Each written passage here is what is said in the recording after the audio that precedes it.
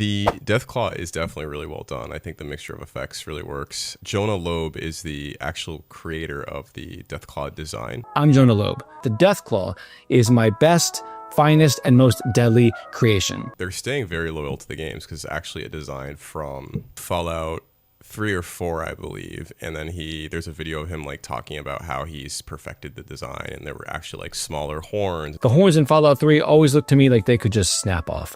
They were too thin, too separate from the skull, more like the antlers of a deer, which fall off every year. I added oomph by integrating them into the design of the skull itself. Oh, interesting. I did not know that. Yeah, but he redid it all, and he talks about how people have talked to him about the design for the Deathclaw being taken from the Lord of the Rings creature called the Balrog.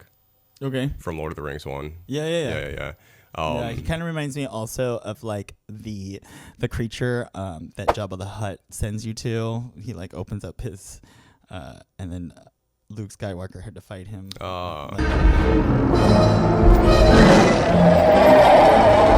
Kind of reminds me of that kind of creature. So a couple different influences, but Jonah Loeb did say he's like, oh no, my design came first. Is it like the Balrog? Yeah, definitely. But I did make this little clay demon head when I was a camper before I'd even seen the movies. Did Peter Jackson rip off my idea? Yeah, probably. Ooh. Damn. He's like bringing the receipts. Yeah. Literally.